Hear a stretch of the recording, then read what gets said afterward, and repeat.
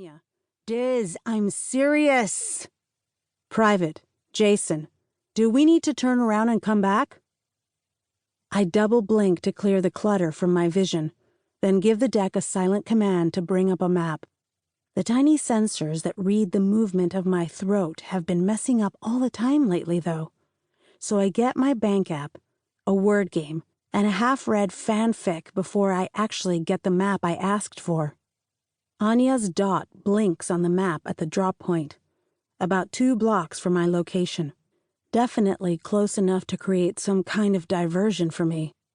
I start to sub-vocalize a message to the group chat, hesitate, then delete the whole thing and close the map. They'll all be gone in a week, literally moving on with their lives to a whole new city, college, jobs, all that. I'm not going anywhere. Besides, I know this city better than anyone. If anyone can figure a way out of this, it's me. I need to do this myself. I let my head fall back against the wall and try to visualize the roof. In the half-dozen times I've been up here before, I've used the maintenance ladder, the staff exit, or the breezeway over the next building. This cop is between me and all of them. I ease myself up slowly, just high enough to see over the wall at my back, and past the hulking air conditioning unit behind it to the roof's nearest edge. Against the inky black sky, 2 faint curves are backlit by the glow of the neon signs from the street below. A fire escape ladder. In the distance, the whine of air car engines and sirens grow louder. Well, no time like the present. As soon as the cop turns her back to me, I vault over the low wall and sprint for the ladder. Her shout goes up barely a second later. "Halt!" Which is about a second longer than I expected to have, honestly.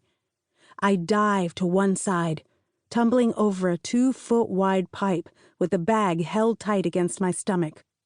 A bright flash of orange maz blasts the metal just beside my hand, turning it red hot in a flash. Seriously, she's just gonna sling fire raz around? She doesn't know what's in these pipes. What if they explode? Apparently, she doesn't care.